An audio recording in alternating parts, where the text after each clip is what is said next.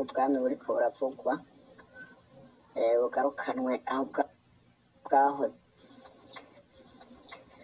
Reka twongere dutange mwiriwe, twongere tubipfurize amahoro akomoka ku Uhoraho Umuremyi w'ijuru n'isi, Data wa twese, Imana y'ubushobozi n'umwana wayo Emmanuel. Twizere ko abantu bakomeza kugira ibihe vyiza. Hama rero reka dukomeze turabira hamwe ivy'ubu bwami buriko buravugwa bugarukanwe aho bwahoze aribwo buzoba burongowe n'umwami Dawidi. Ikindi abantu babanza kumenya nuko aba abazungu baraje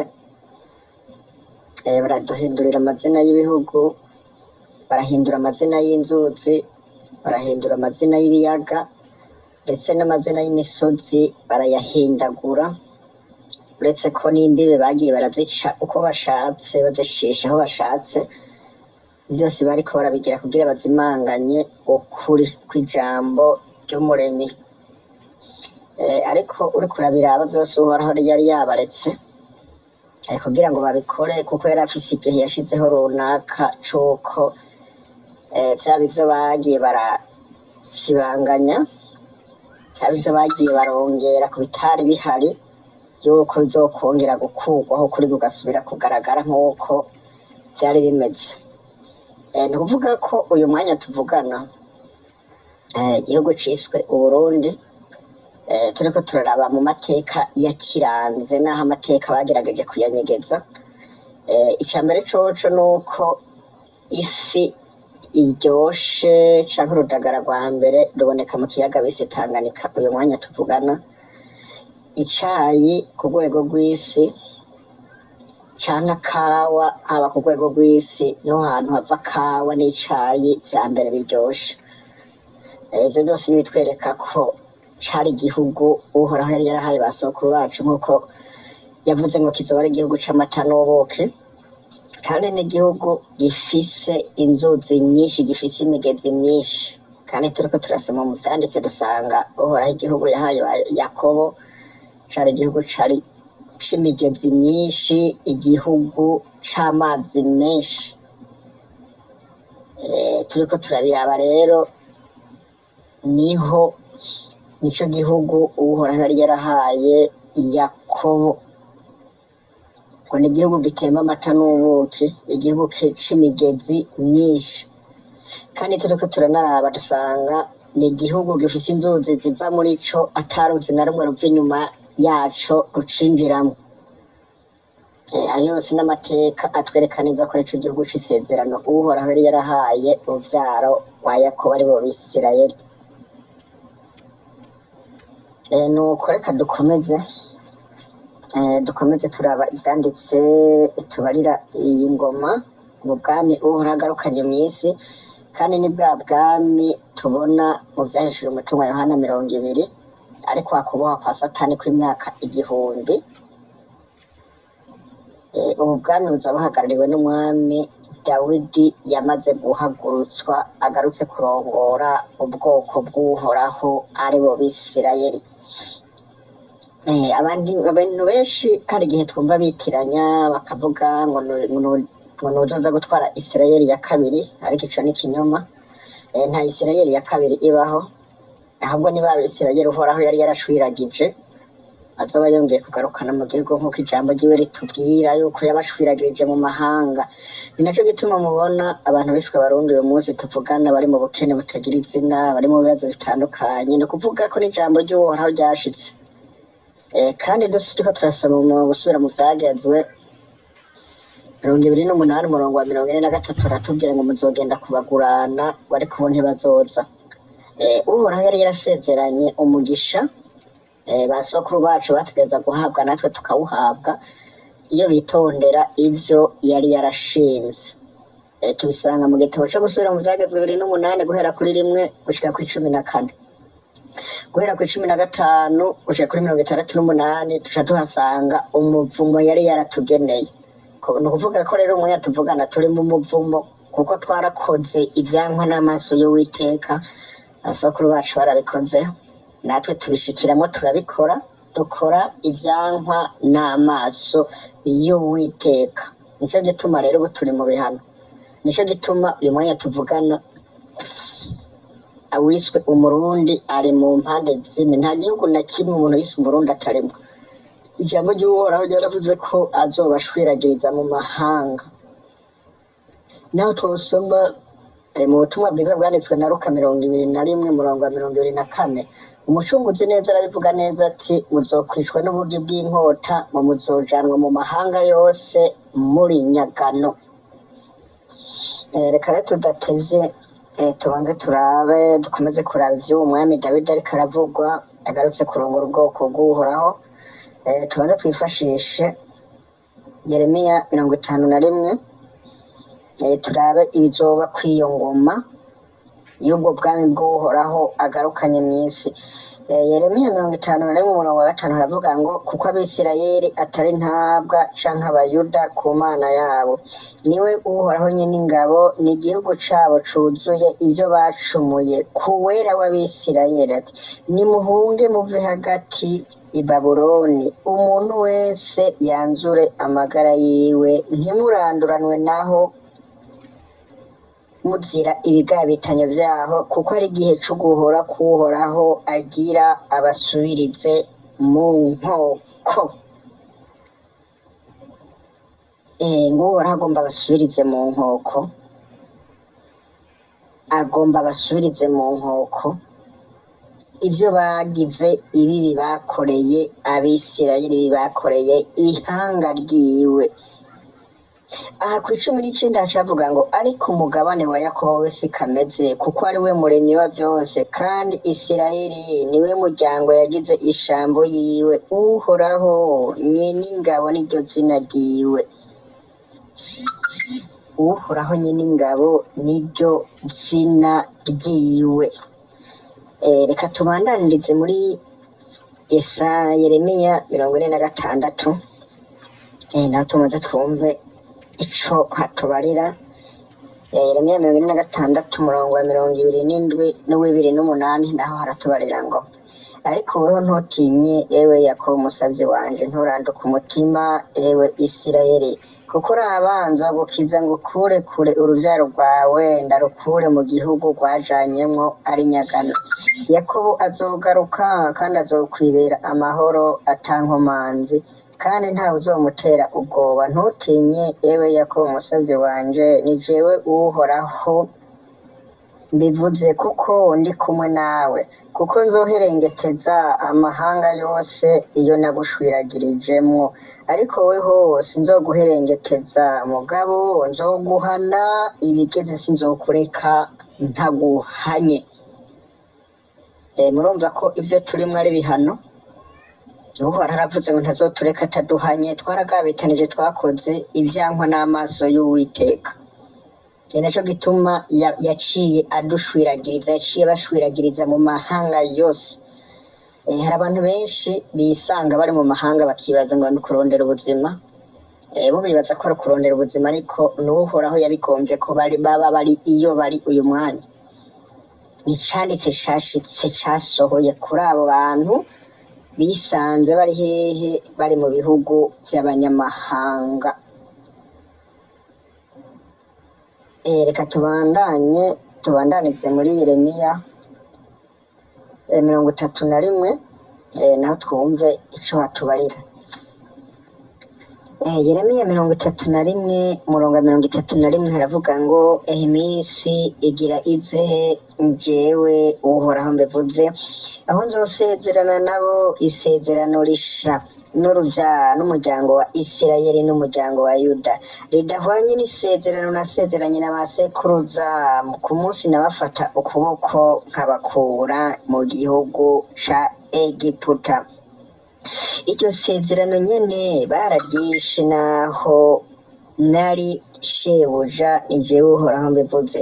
ariko iyi niryo sezerano yosezeranira umuryango wa Isirayeli hanyuma y'iyo minsi, ni jewe Uhoraho mbivuze. Nzoshira ivyageze vyanje imbere muri bo no mu mitima yabo, niho bazovyandika, nanjye nzobabera Imana, nabo bazoba abantu banje, kandi ntibazoba bacigishanya ngo umuntu wese yigishe mugenzi we canke ngo yigishe uwo bavukana ati menya Uhoraho, kuko bose bazonyimenyera uhereye kuri Nyarucari ugashitsa ku Buhambaye. Ni jewe Uhoraho mbivuze, kuko nzoharira ukugabitanya kwabo, kandi icaha cawo sinzocibuka ukundi. Icaha c'uruvyaro rwa Isirayeli Uhoraho ntazocibuka ukundi. Icaha ca bene Yakobo ntikizokwibuka ukundi. Kuri 35 hacavuga ngo uku niko Uhoraho agize, uwatanze izuba ngo ribe umuco n'umurango ukagera ukwezi, inyenyeri ngo vyake mw'ijoro, niwe azikuruza ikiyaga kw'imipfunda yaco ibomborane. Uhoraho nyene ingoma niryo zina ryiwe. Ivyo nageze, ivyo nivyaba mu nyonga zanje, ni jewe Uhoraho mbivuze. N'uruvyaro rwa Isirayeli narwo ruzoreka kuba ihanga mu nyonga zanje ibihe bitazoshira. Hari ikindi kintu rero, hariho abantu bakunda kwitiranya bakavuga ngo Abisirayeli ngo Uhoraho yarabaciye, ngo amaze kubaca ngo yaciye atoranya abandi. Nibaza ko umuntu avuga ivyo umuntu n'umubeshi. Umuntu n'umubeshi, ko naho twosoma mu gitabo c'Abaroma, igitabo Sawuli yandikiye Abaroma, turahasanga Sawuli ubwiwe yemeza ati Uhoraho ntiyaciye abantu biwe, ati birya nanje ndi Umwisirayeli mu muryango kwa Benyamini, ndi Umwisirayeli mu muryango kwande kwa Benyamini. Umuntu wese yumvira ko Abisirayeli baciwe, uwo n'umubeshi. Abisirayeli ntibigeze bacibwa, niko barakoze ibyaha, Uhoraho arabahana abashwiragiriza mu mahanga yose, ariko hariho isezerano ry'uko yategereza kubegeranya bose akabagarukana mu gihugu yahaye Yakobo. Reka tubandanye turabe ijambo ry'Uhoraho rikomeza kutubarira. Tubandanije muri Yeremiya 30. Yeremiya 30, ijambo ry'umuco riravuga ngo Yeremiya avugishwa ibyo kuzogarukanwa kw'Abisirayeli. Kuko iminsi izoza, ni jewe Uhoraho mbivuze, nzotuma abantu b'Abisirayeli n'Abayuda bahindukira bave mu ngoyi zabo, ni jewe Uhoraho mbivuze, kandi nzotuma bagaruka mu gihugu nahaye ba sekuruza baciganzire. Kane, aya niyo majambo Uhoraho yavuze ku Bisirayeli n'Abayuda. Ayo ngo niyo majambo Uhoraho yavuze ku Bisirayeli n'Abayuda. Ubu naho tubandanirize muri Ezekiyeli 11, turahera ku murongo wa 16 twumva ico batubarira. Ngo nuko rero uvuga uti uku niko umwami Uhoraho agize, ati nahabona abo nabangariye kure mu mahanga, nabangarije kure mu mahanga, kandi naho nabasabagirije mu bindi bihugu, ariko nzomara igihe mbabere umwanya wera mu bihugu bagiyemo. Nuko rero uvuga uti uku niko umwami Uhoraho agize, ati nzobakoranya mbakure mu mahanga, kandi mbakoranirize hamwe mbakure mu gihugu aho mwari mwarasabagirijwe, maze mbahe igihugu c'Ibwisirayeli. Nuko bazojayo bahakure ibintu vyabo vyose nanka urunuka n'ibizira vyabo vyose. Nanje nzobaha umutima umwe bashiremwo impwemusha, nzokura umutima ukomeye nk'ibuye mu mibiri yabo, mbahe umutima woroshe nk'inyama, ngo babone kugendera mu vyagezwe vyanje, bitondere amabwirizwa yanje bayashitse, maze bazoba ihanga ryanje, nanje nzoba Imana yabo. Muri Ezekiyeli 36, umurongo wa 26 hacavuga ngo kandi nzobaha umutima musha bashiremwo impwemusha, nzokura umutima ukomeye nk'ibuye mu mibiri yanyu, umutima woroshe nk'inyama, kandi nzobashiramwo impwemu wanje ndabagendeshereze mu vyagezwe vyanje, muzokwitondera amabwiriza yanje muyashitse, kandi muzokwibera mu gihugu nahaye ba sogokuruza, mube abantu banje nanjye mbe Imana yanyu, kandi nzobakiza ibibanduza byose bahurumbishirize ingano ndazikikinze, kandi sinzobateza inzara. Uhoraho ngo ntazoduteza inzara. Igihe c'inzara rero kiriko kirashirwa kw'iherezo, naho uyu munsi dushonje, kiriko kirashirwa kw'iherezo, naho uyu munsi inzara itumereye nabi. Reka tubandanirize muri Zefaniya 3:9-10 haravuga ngo, kuko ico gihe nzohindura amoko bagire ururimi rumwe rutunganye, kugira ngo bose babone kwambaza izina ryanje, jewe Uhoraho.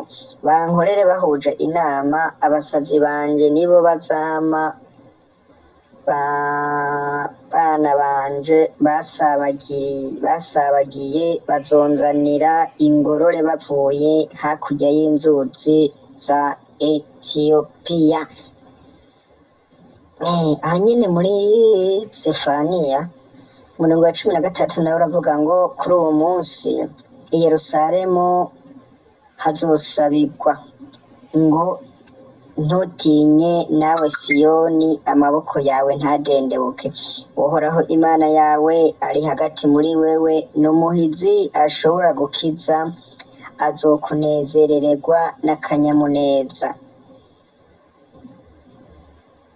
20 ico gihe nzohacura imuhira, mbere ico gihe nzobakoraniriza hamwe, kuko nzobahindura ishimwe n'izina rya rurangiranwa mu moko yose yo kw'isi.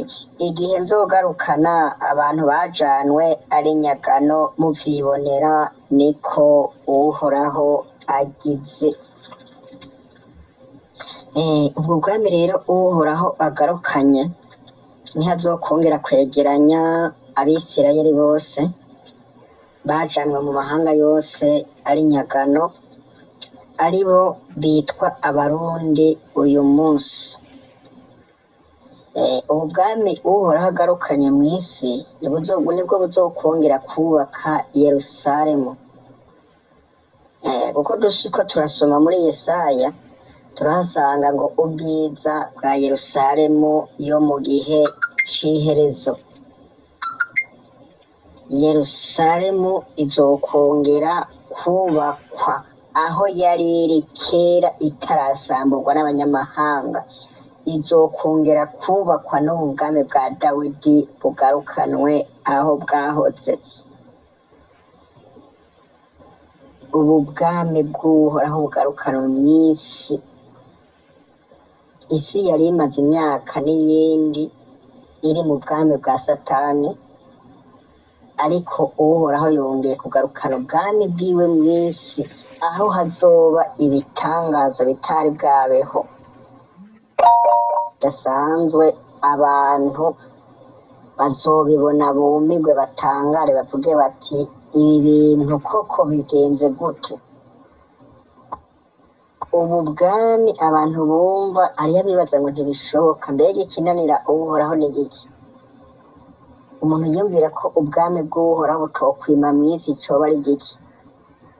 Mbega nimba yararetse ihanga ryiwe rikajanwa ari nyagano, mbega icotuma atarigarukana coba ari giki? Ko vyose yari yarabisezeranye ko azokongera kurigarukana. Uhoraho umugisha cane. Ngira ngo ukurikira ikiganiro cyose, uyu ni Umurundi, ntabwo ari Umunyarwanda, ariko nushaka kumenya umwami Dawidi, ugashaka kumenya n'Uburundi, iki kiganiro uramenya uyu mwami Dawidi, hama usobanukirwe n'Uburundi nyirizina. Ngira ngo rero tubahaye ikaze, kandi tubashimira ku Mbabazi TV3 gukanda subscribe. Uhoraho abahe umugisha.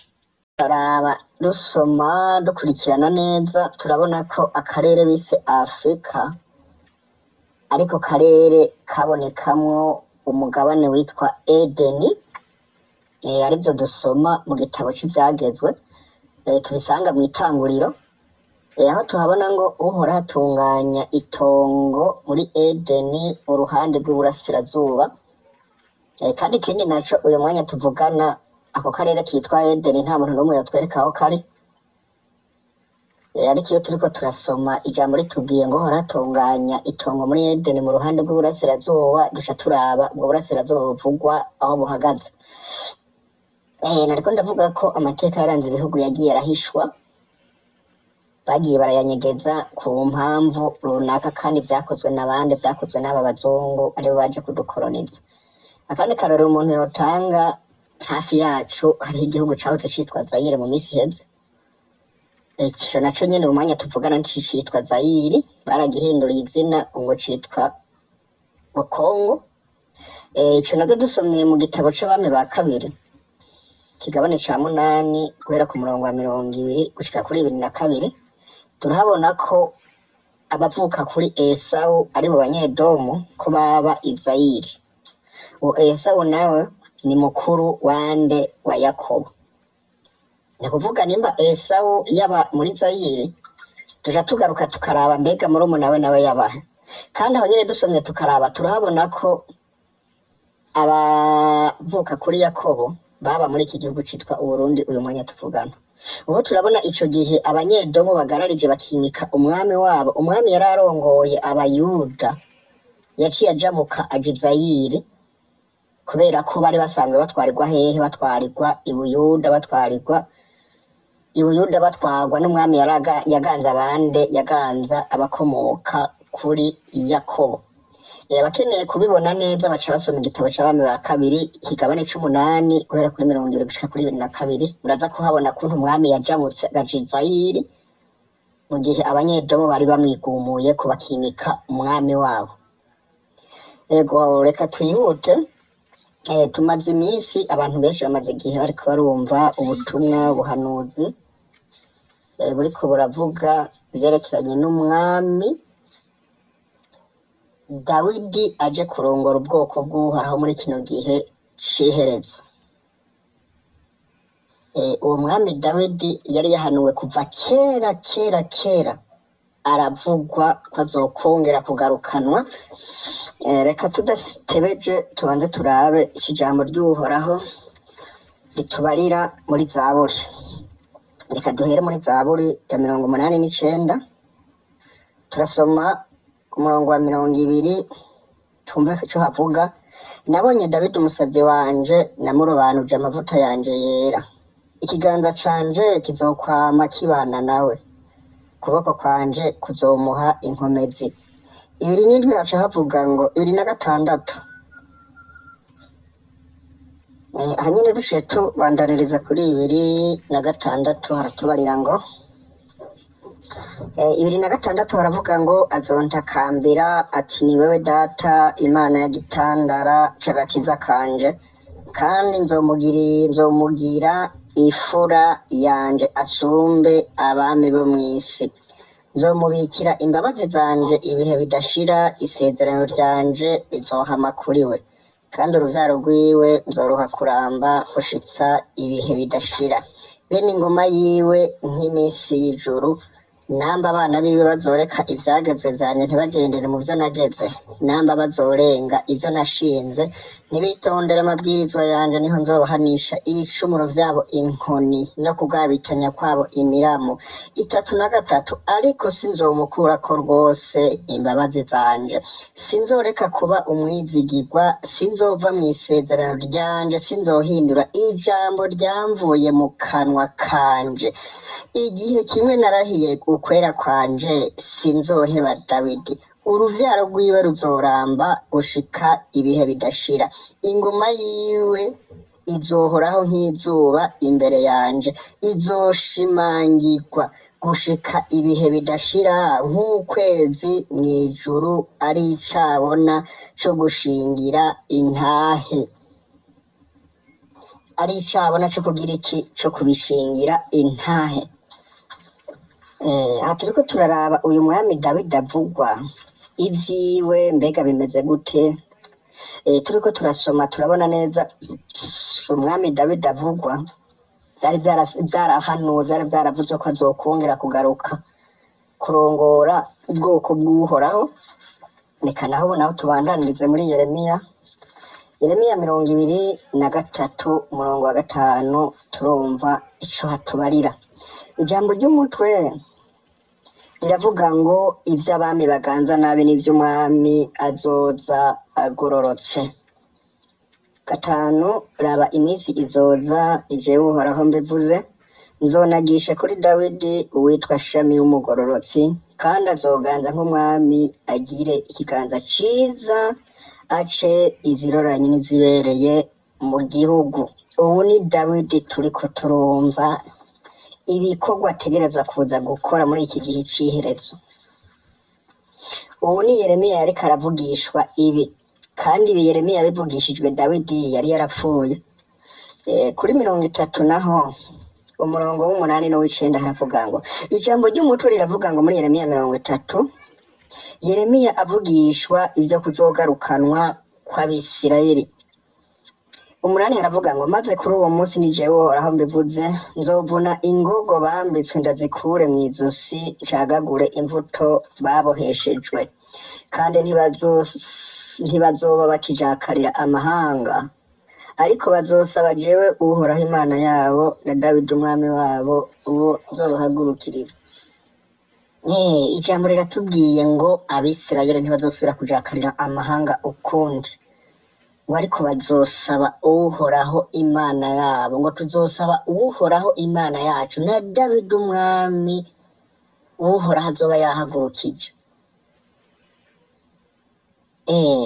Ngo na Dawidi umwami uhoraho azoba yahagurukije.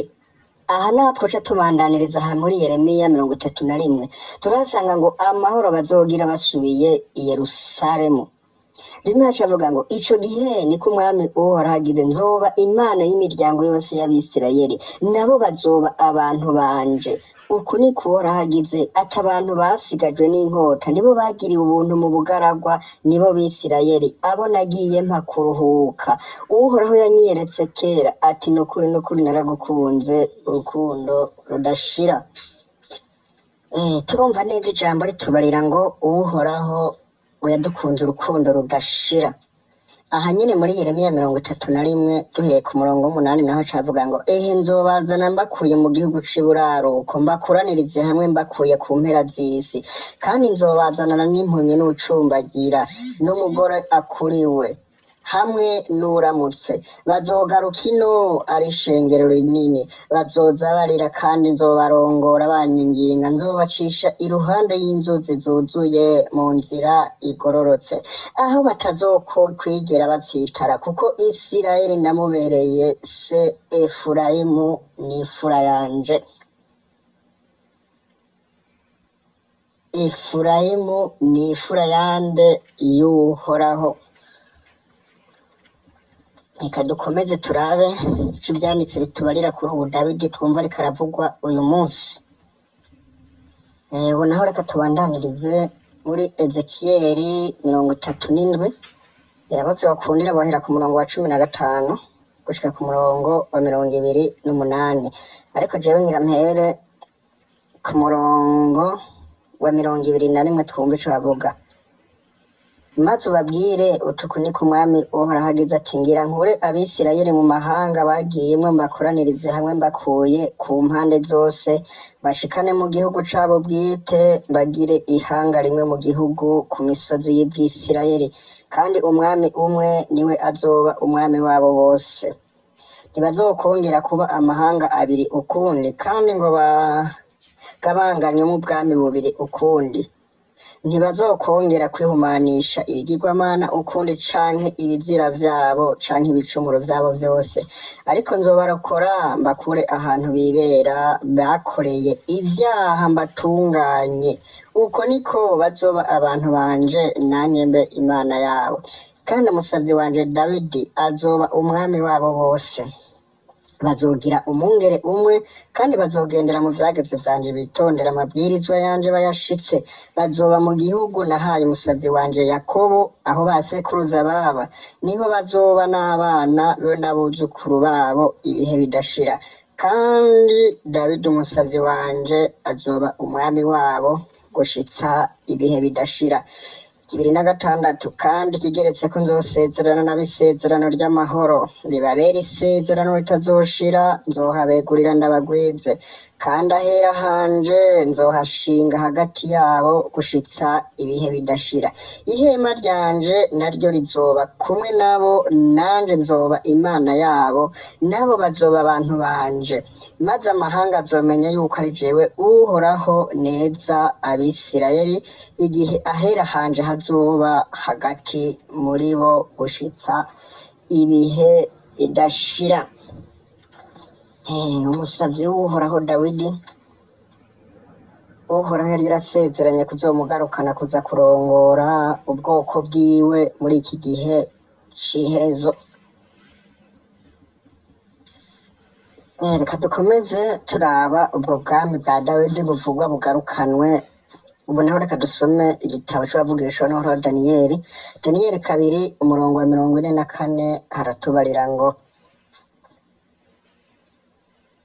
Daniyeli 2 umurongo wa 44 mbega aho havuga iki? Havuga ngo nuko ku ngoma z'abo bami Imana yo mw'ijuru izohagurutsa ubundi bwami butazokwigira buhanguka kandi ingoma y'inganji yabwo ntaho izonyagwa n'irindi hanga na rimwe ariko bwo buzokomvombora ubwami bw'abo bami yamara bwo buzohangama gushika ibihe bidashira. Ibihe bidashira. Reka naho dukomereze muri Mika. Reka naho dukomereze muri Mika twumve ico muri Mika naho havuga. Muri Mika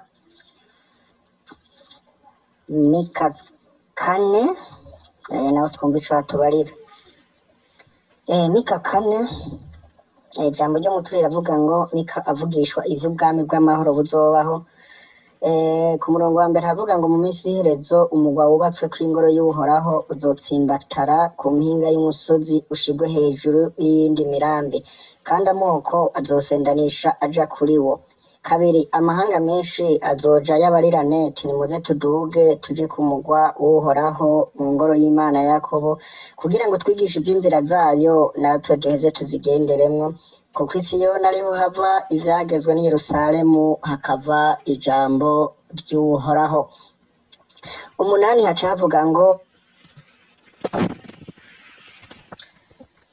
sobanukirwa umwami Dawidi, sobanukirwa ubwami bushya bugiye kuba i Burundi, ariko ni perezida nubwo hakoreshwa iryo jambo nuko uyu muntu azaba ari mu murongo nk'uw'umwami Dawidi mu mikorere no mu miyoborere. Sobanukirwa rero Uburundi, iri jwi urikurikirane uryumve neza. Tugushimira gukanda subscribe. Reka tubandanye. Nawe mutara ukureho umukuku w'umukobwa i Siyoni, yanganje izoza kuri wewe ya imwe ya mbere izokugarukako bwa bwami bw'umukobwa w'i Yerusalemu. Ubu nibwo bwami bwa Dawidi bugarukanye mu gihugu ciswe Uburundi. Uyu mwanya tuvugana niho ibwisirayeli, niho ibwisirayeli. Tunibutsa kandi abantu bafata umwanya bakagenda hariya muri Aziya ngo bagiye muri Isirayeli bajya barayobye. Ijyaba yashizweho 1948 niho bayishiraho kandi yashizweho na ONU baca bayishiraho n'umunsi n'umugwa mukuru. Baca babashiraho n'umugwa mukuru ngo witwa Tel Aviv, ariko umugwa mukuru wari bw'Isirayeli witwa Yerusalemu. Urumva ko abantu bata umwanya bakagenda ngo bagiye hariya, ntabwo baba bagiye ibwisirayeli, barihenda baribesha cane. Reka tubanze twumve ivyiza bizoba kuri iyo ngoma y'uwo mwami Dawidi. Reka nabona dusome Yoweli 2 Yoweri kabiri umurongo wa 32 twumve ico hatubarira. Turahera ku murongo wa 27 n'umurongo wa 32. Ngo nuko muzomenya yuko ndi hagati mu Bwisirayeli kandi ko ndi Uhoraho Imana yanyu atayindi. Ngo nuko muzomenya yuko ndi hagati mu Bisirayeli kandi ko ndi Uhoraho Imana yanyu atayindi iriho. Nukuri abantu banje ntibazokongera kumaramara. 32 kaca havuga ngo kandi umuntu wese azokwambaza izina ry'Uhoraho azokizwa, kuko i Siyoni ni Yerusalemu hazoba agakiza nk'uko Uhoraho yavuze ati, kandi mu masigarira hazobamwo abantu Uhoraho azoba yirobanuriye. Reka tubandaniriza hanyene muri Yoweri 3 turahera ku murongo wa 16. Maze Uhoraho azokwivugira i Siyoni arangurure ijwi i Yerusalemu, ijuru n'isi bizotigita, ariko Uhoraho azobera abantu biwe ubuhungiro, Abisirayeli ababere igihome co kubakingira. Aho niho muzomenya yuko Uhoraho Imana yanyu aho niho muzomenyera yuko Uhoraho Imana yanyu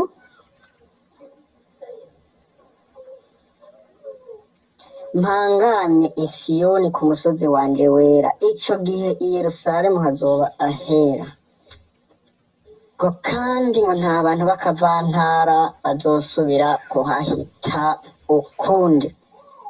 Aha nyene hepfo ijambo ry'umutura rivuga ngo imigisha abayuda bazoherukira guhabwa. 18 haravuga ngo maze kuri uwo munsi imisozi izojejeta vino ziryoshe n'uturambi dutembe amata, kandi imigezi yose y'Ubuyuda izosendanisha amazi, kandi isoko izotoboka iva mu ngoro y'Uhoraho inyoshe ikiyaya c'Isitimu. Egiputa hazocika amatongo na Edomu hazohinduka ubugaragwa bw'ubuharabuga, bazize inabi bagiriye Abayuda mu gihugu vyabo, bavishije amaraso y'abatacumuye. Ariko i Buyuda hazokwamaho gushitsa ibihe bidashira, ni Yerusalemu kurungano rizogenda rukurikirana, kandi nzohahora amaraso yaho ntari bwahore, kuko jewe Uhoraho mpangamye i Siyoni.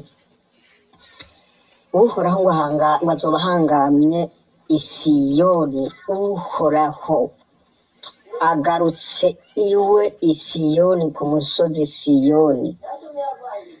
Reka ubu naho turabandanirize muri Zakariya naho twumva ico Uhoraho yari yaravuze. Zakariya 1 umurongo wa 10 haravuga ngo subira usemerere utuku niko Uhoraho Umwami Nyiringabo agize, ngo ibisagara vyanje bizokongera kubogaboga ivyiza. Uhoraho azokongera kumara i Siyoni umubabaro, kandi azokongera kwirobanurira Yerusalemu. Azokongera kwirobanurira Yerusalemu. Hanyene muri yo Zakariya 2 12-13 naho haravuga ngo, reka duhere ku murongo wa 11. Zakariya 2:11. Uwo munsi amahanga menshi azokwifatanya n'Uhoraho bacike abantu banje, nanje nzogerera hagati muri we, nawe uzomenya yuko Uhoraho Nyeningabo yakuntumyeko. Maze Uhoraho azohindura i Buyuda habe ishambo yiwe no mu gihugu cera, kandi azokongera kwirobanurira Yerusalemu. Nimuhwekerere imbere y'Uhoraho yemwe abafise umubiri mwese, kuko avyukurutse iwe ahera hiwe. Reka duse n'abasozerera hanyene muri Zakariya 8. Zakariya 8 umurongo wa 4 haratubarira ngo, uku niko Uhoraho Nyeningabo agize ati, hazoba igihe abatama n'abatamakazi bazokongera kwigaramira mu kibuga vy'i Yerusalemu, umuntu wese azoba ngo kuko niko Uhoraho agize, Nyeningabo agize ati, muri iyo minsi abantu 10 bazova mu mahanga y'indimi zidahwanye, bafate umutwe w'impuzu y'Umuyuda bamubwire bati turajana kuko twumvise ko Imana iri kumwe namwe, bwa bwami bw'amahoro twumvise buzoba burongowe n'umwami Dawidi. Abantu bazohora bava ku mpande zine z'isi baza bafata impuzu y'umuyuda baza iwacu, kandi muri Mika 4 twumvise ko amahanga menshi azobarirana azosendanisha. Tubandanirije ahanyene muri Zakariya 13 umurongo wa mbere n'uwa kabiri haratubarira ngo ijambo ry'umutima rivuga ngo isoko ryo koza ibyaha. Kuri uwo munsi ab'inzu ya Dawidi n'ababa i Yerusalemu